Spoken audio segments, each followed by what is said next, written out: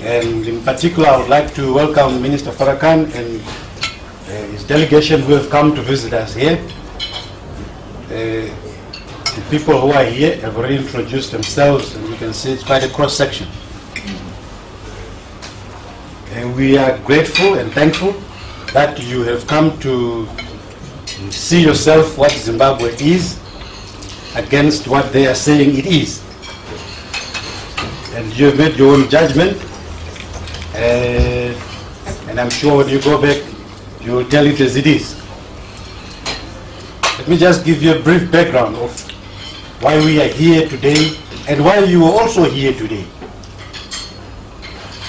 When the British government came to lower the Union Jack, which is their flag, they lowered the political flag. And we rejoiced and said they are gone. But they did not lower the economic flag. That's right. Got it. When we realized after many years that they did not lower the economic flag, we realized that something was not complete. But in the intervening period, the president was being referred to as a gentleman. The best guy who was in Africa, although while he was leading an independence struggle, they called him a terrorist. Yeah. And they could not believe that this person could accept the lowering of the political flag and keep quiet about the economic flag. What has now happened is that we have, through our government, gone into a process of transferring the shareholding of this country. The shareholding of this country was skewed, and the IMF and World Bank came and told us that we had to have economic structural adjustment. That structural adjustment referred to us selling our companies to them, not changing the shareholding of the land, which does not increase, which is what wealth is. They encourage us to go on the stock exchange and say, you're very educated, you guys go on the stock exchange. But in the stock exchange, you have a piece of paper, today is $1 million, tomorrow is nothing. That's right. But with your piece of land, it can't be $1 million today and nothing tomorrow. Mm-hmm. It will remain something for you, it will remain something for your children and your children's children. It's not like a share of Enron.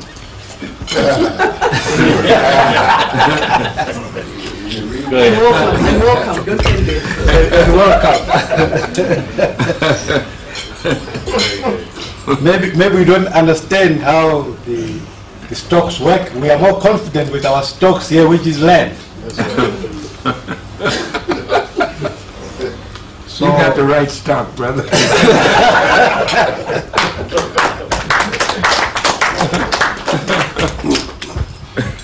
But right now we are paying the price in that. Yes. They are saying to our government, you are now accused of human rights, rule of law, bad governance. Credit lines have been cut from banks in Europe, and some people have been banned from traveling into America or Europe because the accusation is that we are associating with government. Let me just comment on that briefly. Before independence, no black man could own or found or start or promote a bank. The banks that we have today are a result of the new dispensation, which is our independence. Now let me go further again. Before independence, I would say, before independence, blacks were not allowed to have checkbooks. Forget about a banking license, checkbooks. It was illegal for a black man to have a current account and hold a checkbook. You'd be arrested. That was good governance. That was transparency. That was good governance. That was the rule of law. That was the rule of law. And today we are supposed to look very happy when they are saying, oh, your government is practicing bad governance. When we talk about the rule of law, one wonders which law allowed the British to come and occupy our land. That's right. One also wonders and says, when the British came to allocate lands in this country to those who had participated in their wars, it was similar to me going to Mr. Mcheche's company with my workers and giving them a gratuity out of his property. Now, I don't know what law allows a man to go and share, distribute property that does not belong to you and give it your own. When the owners of this property or land come back, we say just asking for it is bad governance. You are now breaking the rule of law, because the correct law was for us to own that land.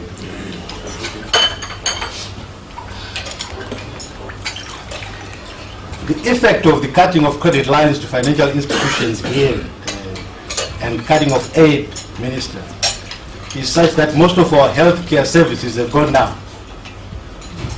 To us, that is genocide. Yes. Because they do know what exactly that means. The genocide even goes further in that while President Mbeki was attacked viciously for having said AIDS is caused by poverty, we will go further and say AIDS is a war virus intended to remove black people in Africa from their own continent. Right. It is ethno-selective, That's right. intended to destroy, kill black people, especially those who are in countries that have a lot of mineral resources which are key to Western interest. That's correct. That is why, because uranium and most of the diamonds in the Congo, the Congo owns about 80% of the world's uranium, 80% of the world's diamond. That is where they say AIDS started, to prepare us mentally for the time when everyone in the Congo is finished, right? So that people can now walk into the Congo and take. The country south of us, Botswana, has a very small population and it is depleting very fast. South Africa too is depleting very fast. Now I cannot understand the logic why a person just expressing an opinion is attacked so viciously to a point where a president is required to retract. Yes. He was probably heading in the wrong direction, but to us, he was heading in the right direction.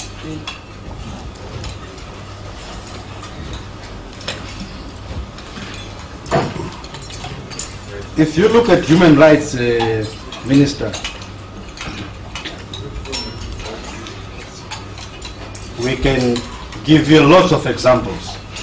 The public toilets today in this city, blacks were not allowed to go into those public toilets. Today. No, before independence. I remember with my brother, we were pressed and wanted to go to a toilet which is in First Street. We were told not to use it. So we had to run in one of the backyards and just check whether the policemen were seeing us, because if you were seen, it was called, you would be arrested for public indecency. So probably you, I don't know what they expected us to do. You're not supposed to come to town. At 5 o'clock, yes, we're not supposed to come to town. At 5 o'clock, this whole town had to be clear of black people. Now after that, I have to be a very reasonable person and start agreeing with our brother Tony Blair, agreeing with our brother Bush, together with him to say President Mugabe is wrong. As if that is not enough, our brother there, Mr. Mawere, has told you, and I'm also included in the list that should not enter America, that should not enter Europe. Very interesting. I do not know whether our entering there, it would cause so much risk, economically, physically, spiritually, what damage we would do. And it's also one thing to stop a person from coming to your, ban a person from coming to your house. I probably didn't want to come there anyway. But you can't publish and say, don't come to my house. But if you look further and say, well, if we're all part of international law, who has done so much wrong that he should be banned from visiting the other? Is it Europeans who should be banned from visiting Africa? If we were to go to the Bible and say an eye for an eye, we would finish our whole lifetime removing the eyes of Europeans.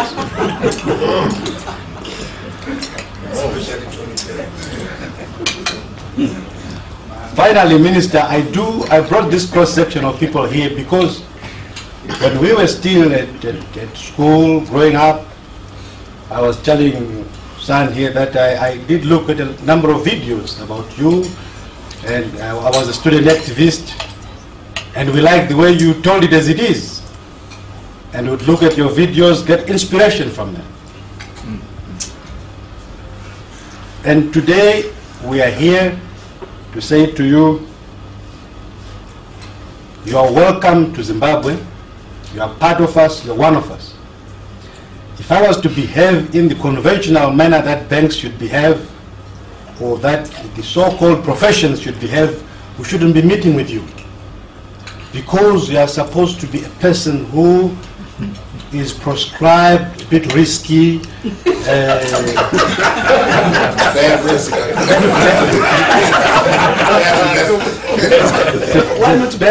bad influence, right?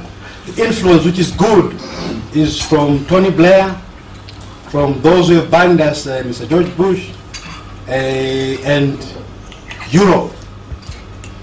So the purpose of organizing this lunch and being with you is to say, we've been to university with those young fellows in Europe and we've beat them at their own schools. That's right. They should stop the business of defining to us who our friends should be.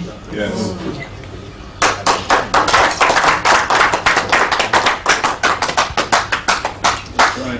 Right. We would be totally confused if we had listened to them, because at one time our president was called a terrorist, another time a gentleman, this time they are demonizing him. Right? So we are simply saying we are adults in Africa, and we do not want those outside Africa to start defining to Africans who our friends should be. We are big enough to invite our friends or our brothers. If there's any problem, we sort it out. That's right. We do not want to be introduced to Africans by Europeans. Right? Brother Gaddafi was ostracized for some time. When President was chairman of the OAU, he was the first man to go on the plane and break that sanction. Because how could we ostracize and forsake our own brother? Who in Europe, which European head of state has been ostracized by the Europeans, regardless of what the sins they say they have done? That's right. There are lots of them who have done a lot of bad things according to them, but they haven't ostracized each other. And they will never listen to Africans if we say we will define who you should talk to. So as the Africa Union develops and as our history unfolds, you will see a generation made up of the likes of Brother Obadiah, Brother Mawere, and all of them who are determined to say, no, no, man, enough is enough. We are here on our own steam, really. The food that we have eaten here has not been provided by Tony Blair. We grow it.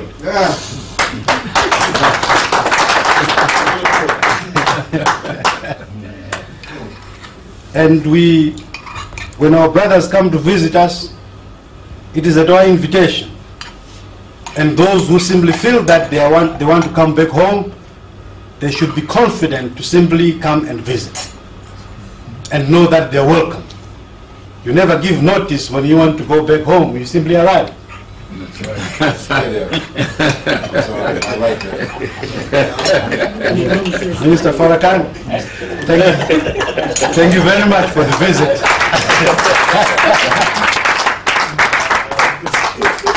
You're welcome. We know you'll be living some time today. We want to say, as you travel, may the blessings of God go with you. Thank you. As they brought you here. You're not here by accident. Thank you. Thank you very much.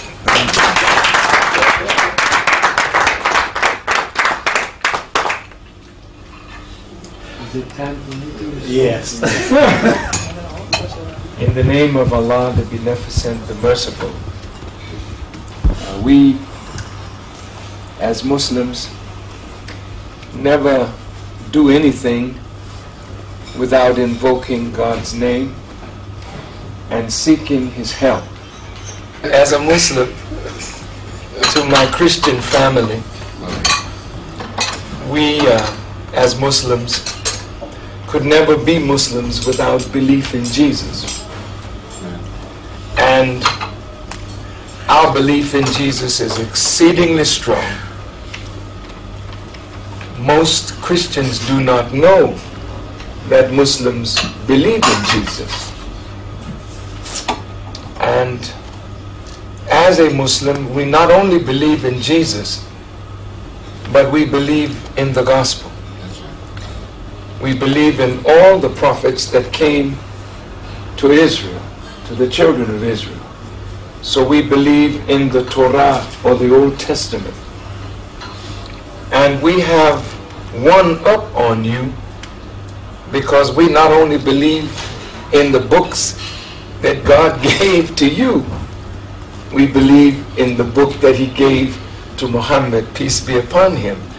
So that kind of spirit, where we make no distinction between the servants of God, we love them all, we honor them all, we respect them all, and we try to follow the guidance of God that came to us through them. We see Jesus as the Messiah. And as the Messiah, we see Him rank above prophets. And so I thought I should say that so that you would not see us as Muslims as someone that believes so differently from yourselves. We greet you always with the greeting Assalamu alaikum, which in Arabic means peace be unto you. And you know, when you read scripture, Jesus never met His disciples or left His disciples without saying, peace be with you. And He didn't speak English. And He didn't speak Shona. And He didn't speak Swahili. But He spoke ancient Egyptian, Arabic, and Aramaic, and Hebrew. So if Jesus were here in Hebrew, He would say, Shalom Aleichem. And in Aramaic or Arabic, He would say, Assalamu alaikum. Now I want you to tell me in Shona, how do you say, peace be with you? Say it. Okay. That's the way Jesus would say it in Shona. Yes. Right. But since we're speaking English, I want to greet all of you with peace. And thank you so very much for the honor of being here in Zimbabwe, and the honor that you have paid to us by inviting us to share a luncheon with such esteemed members of the Zimbabwean business and spiritual community. That's right. That's right. And I would hope that in the future, as our president gets older and must pass the baton of leadership on, that it would be passed to somebody like yourself.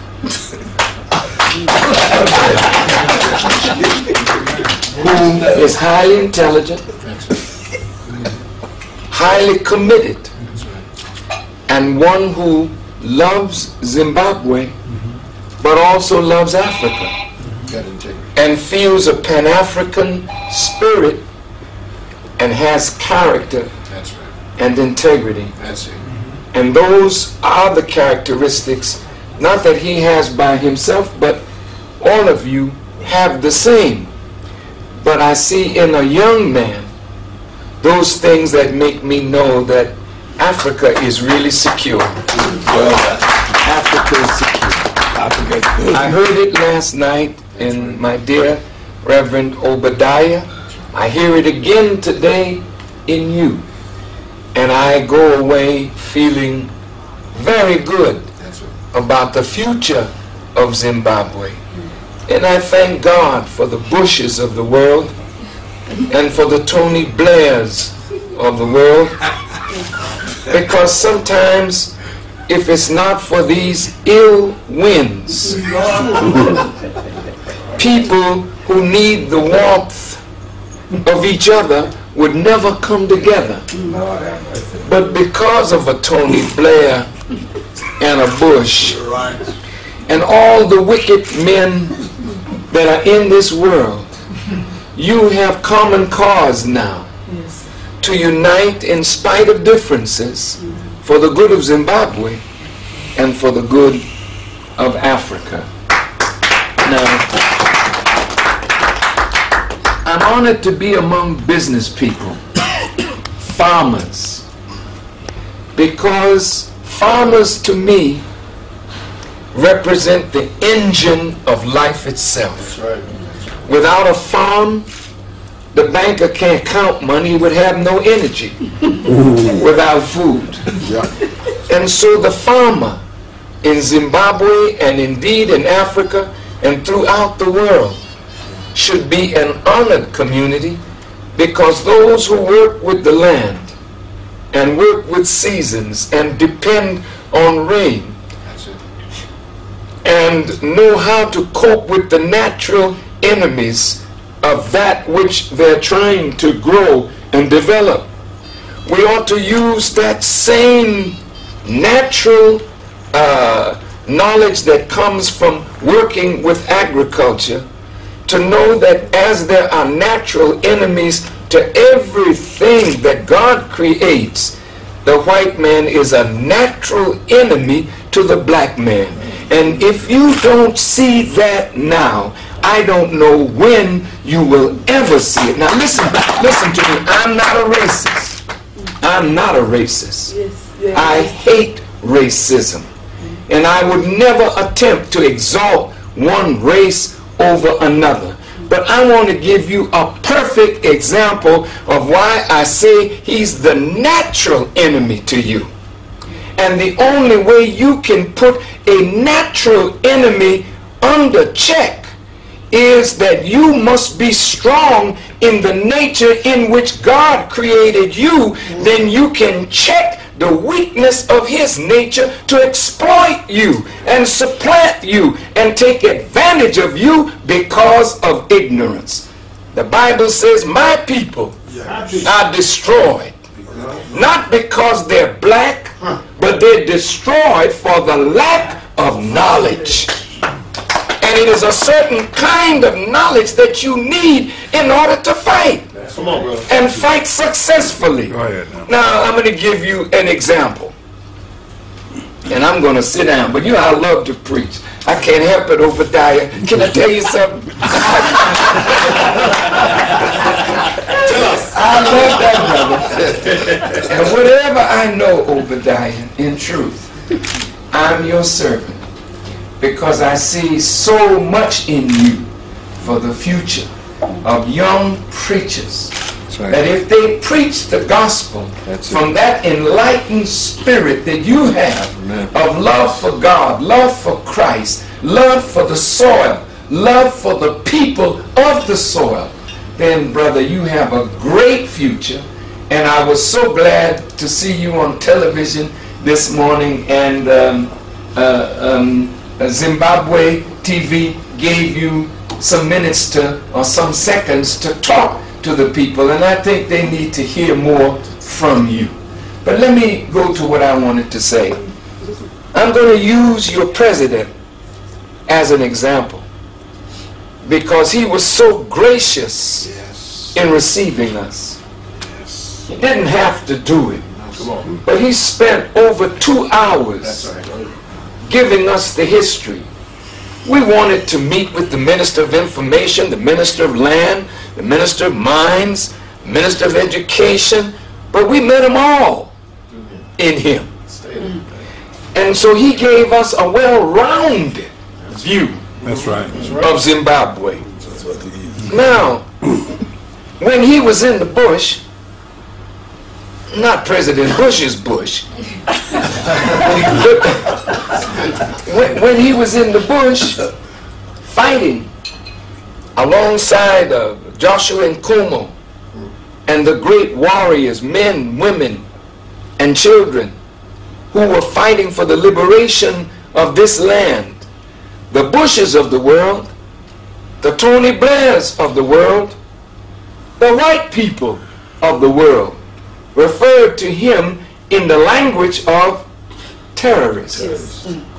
I was surprised when I went to the Heroes Acre and looked at on the wall what was written by the whites who were running Southern Rhodesia at that time. The language that they used then for those who struggle for liberation, it called them terrorists. Yes. As I said in the United States of America after September the 11th, I said that the United Nations has to come up with a definition of what is a terrorist and what is a freedom fighter.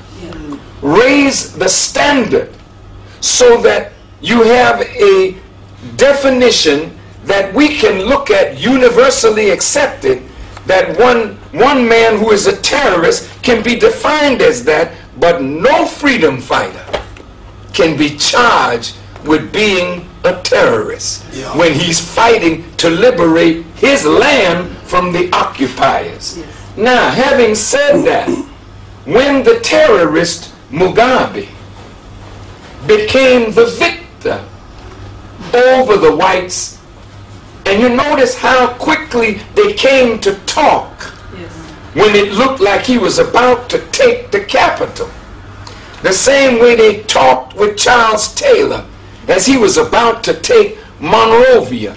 They want to make a deal and tell him, let's get elections. And they never thought that Charles Taylor would win the election. And after he won the election, America didn't like him, doesn't support him, and now is fueling a civil war against him. Well, now, the terrorist, Mugabe, in Lancaster House, with his comrades, arguing over the land question. When he accepted in that Constitution that for 10 years we would ask them to give up the land and we would buy it back. Hell, that's a hell of a compromise. And somebody stole your land and then wants you to buy back what they stole. That compromise from the beginning is what put you in the trouble that you're in today. Because when you're at war with your enemy, you got to take your enemy out so that your land is yours from day one. If we did that 20 years ago, we would not have to do this today. It is better to be a terrorist over your house than to be a good man in the eyes of your enemy and not in control of your own house. It's a damn shame to me that you say you're the owners of the land and this man can't sell a house in a white neighborhood. How in the hell are you free? And why would you accept this as your reality? Preach it. Come on, bro. Hell yes, I got to preach it, man. We have bowed down to them, and every time you bow down to them, they crush you even more. So when you stand up, now you become an enemy. That shows you that they are your enemy. Excuse me for being passionate.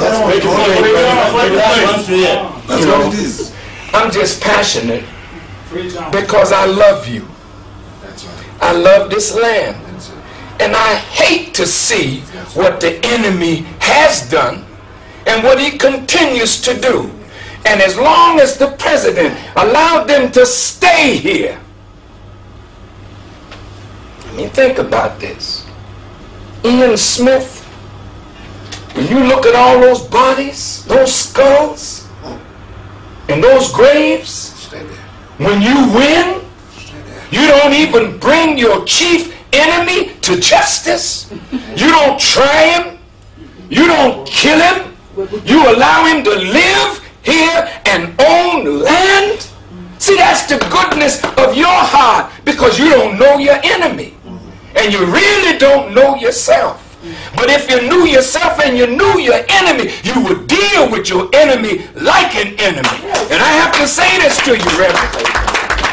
See, there ain't gonna be nobody like you or me dealing with this today, because your heart's too tender. God has to deal with this today. And that's why the Bible says blood will be up to the horse's bridle. You can't stop that with no non-violence. I'm sorry, I have to tell you the truth, because when I leave here, you're going to meet it anyway. Yes. Prophesy.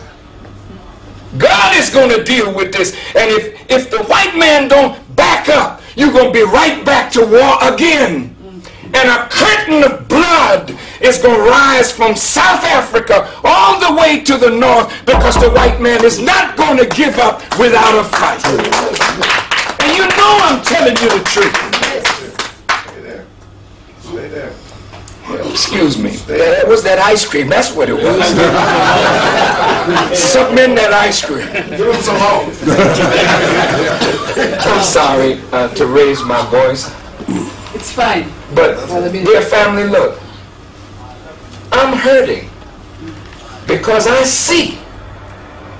And I'm hurting because I know. I'm not asleep. I'm a wide awake man. And that's why they hate me in America, because I will not stop telling the truth. You shall know the truth. And the truth shall set you free. What truth? Yes. What truth? It's the knowledge of God, the knowledge of yourself, the knowledge of your enemy, and the knowledge of the true religion of God. That is what's going to set you free. Now I'm going to sit down, because I think I've created a little problem, you know. No, you haven't. But family, look. Open the eyes. My brother Mugabe today is demonized. He's no longer the good man. Yes. But as long as white folk could have 12 million hectares of your land and he said nothing, he's a good man. But when that brother, see, who was one of the warriors, felt betrayed, because the betrayal is, I didn't fight for a flag with no meaning. I didn't fight for a few people to be in Parliament riding around in Mercedes-Benz, and I don't have a damn thing to feed my children. I didn't fight for that. I fought to free the land. And if the land is not mine, then I have been betrayed, and the revolution has been betrayed. So that man went on the ground. And I thank God for you, because you brought to the president his own consciousness. He's a good man. That's right. He could have denied you sent the army and the police on you and made you the demon, and he would have been loved by all white folks all over the world. But he knew that you were right, but he had to find a way to do it. And he's in between a rock and a hard place. That's why he don't need no, if you excuse my expression, he don't need no this kind of opposition that's paid for. Yes. Thank you. He needs his country to stand behind him. He needs the religious community, not these Uncle Tom religious leaders that will get a buttered biscuit and some chicken at the back door of white folk. He needs religious leaders that understand the Bible. That's right. That's right. And you're not preaching it right if you don't preach it right. Yeah. That's right. Mm-hmm. If you just preach it to please your enemy, you're not pleasing God. Yeah. But if you preach the truth as the truth is written in the scripture and give the people understanding, then your people will rise strong and the land will be theirs again, and Zimbabwe will finally be free. I'm in the midst of business people. Business is the activity of life. Without business, you're not a living people.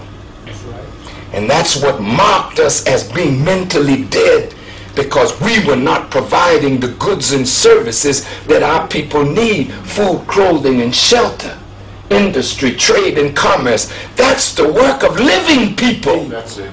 That's it. So when you got businessmen, you got people that are alive, people that are alert, people that want to supply goods and service to your people, not to exploit their ignorance, to gain personal wealth at the expense of their ignorance, but to gain economic strength so you can be a better servant of your people, to help them build free institutions, not educational institutions that you got to go to Britain and get your curriculum. Stay there. Who's teaching our people? Who's educating them? It hurts me. I don't know how Parliament is run here today, but I know when I go to certain countries in the Caribbean where the British once were, I see them coming with the wig on, and I say, well, where the hell am I, you know? Where am I? Am I in Great Britain? Where am I? You got to divest yourself of this man. Divest yourself of what he robed you in, and robe yourself in garments that are made by yourself. Government that is made by you. You don't have to follow their example. You are older than they, wiser than they, lived on the planet longer than they. And if you dig deep into your nature, you come up with a democracy and a form of government better than they. Yours will be the kingdom of God on earth if you allow yourself to listen to your own voice. So I'm through. I'm excited. You know, and I'm sorry if I offended anyone. But brother, I'm going to say this to the reporter. You know what, brother? You don't need to come with a pad and a pencil. Whenever you come to hear somebody, you get you a small tape recorder. Yes. So you can be faithful Yes. to what I say. Because what I read in the paper today, I didn't say that. And it's not good, man. Don't misquote me. That's right. I'm telling you straight, don't misquote me. What I say, be true to my words, because the enemy is always misquoting me. I know that's not your intention, but your pad and your paper is not sufficient. I'll buy you a tape recorder, but every time you interview somebody, put a tape recorder down, then go home and take their words exactly as it's there. Then you'll be faithful to your people and to the man that you're representing. Otherwise, you'll be misrepresenting me. And I was misrepresented from the first day that I got here. That's right. I didn't talk to you at the airport. Said no comment. I said nothing. That's right. I gave you my name. You asked me my purpose. And all that I read in the paper the next day is what you said. That's not what I said, because I said nothing. That's not journalism to me. No. That is not journalism. That's right. And I have to correct you. I'm your brother. And I love you. But don't do that to nobody. Get you a tape recorder. And then if I don't say nothing, don't you say nothing. And say that I said it, because I didn't say it. I'm making it very clear. Yep, yes. And if you don't want me to come back, that's fine. Yes, sir. But at least you'll know you got a brother that told you the truth as I understand it. I'm through now. But, brother, I really thank you all. I'm not saying this in anger at you. You know, I'm just saying it as a friend. As a preacher. You understand? Look at the dirty kind of journalism you got in the name of democracy. I mean, this is a horrible thing.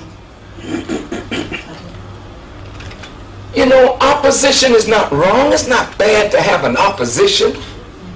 But opposition for opposition's sake doesn't help us.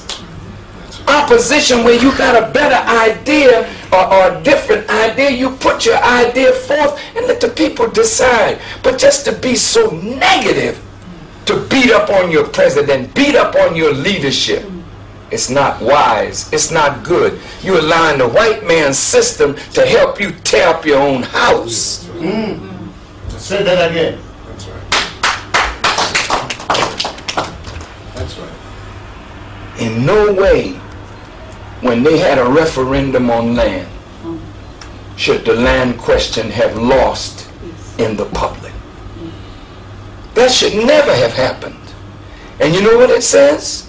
We who know that the president is right, we're being beaten by the money interests that have come into this country to make the people turn against their own leader and their own best interests. So, I mean, to me, what I heard you say, brother, you are so clear. That's right. And the sincerity of your words, the passion of you, it comes through so clear. You're a banker, but you need to be on the radio. You need to be before the television cameras. Obadiah needs to be on there every week saying something to educate your people. But if you don't do it, and we don't back you in doing it, then the forces of opposition will have the day. And then they'll say the government, parliament, which is rubber stamped by Mugabe, turned back the people's will. When in reality, if the people knew, the people would never say they shouldn't have their own land back. Dear brothers, if I offended anybody, I have to apologize. I'm sorry. I don't mean offense. But you know, when I talk to my brother, and I know he's a sincere, good-hearted Christian man, and I asked him a question: can you sell houses in the area where white folk live? And the answer to me, I could not accept. Because this is your land. And if this is your land, you should be able to do where you should do, go where you should go, and they should be asking you permission, not you asking them. So we got work to do here to take this country back for ourselves. So I thank you for the meal. I thank you for your kindness. And above all, I thank His Excellency, President Mugabe, for his kindness extended to us, for the goodness that we felt from the people, from each one of you. And I just don't want to see President Mugabe go out of this life not being appreciated for what he is doing. That's right. And don't you know that young man that got on that land, that really hurt him to see, oh man, I have not done all that I could have done or should have done, but he's on that case now. That's right. And that tells me that he's the best man to lead this country, and you all need to close ranks behind him. Stand with him. stand up for him, so that when the final trumpet is blown, like I was told yesterday, everywhere they looked in Heroes Square, when Acres, when they buried Joshua in Como, the people were all there, weeping and giving honor to him, which he justifiably is due. But how quickly we forget. Beloved brothers and sisters, we don't have long to live. We should live our lives so that the children, your children, your grandchildren, your great-grandchildren Generations, yeah. will have a future. Yes. And whatever sacrifice it takes of us, we should be willing to make it. If it means that we are evil spoken of, we'll accept that. If it means that this brother and this brother and the other brother that was at the table with us can't go to America, well, that's a sacrifice. It's hurtful. You can't go to London. You can't go to Europe. Well, what is God saying? He's saying, take your attention and put it on the land where you are free to travel and free this land. Free it so that the children will have a great future. Thank you very much for allowing me to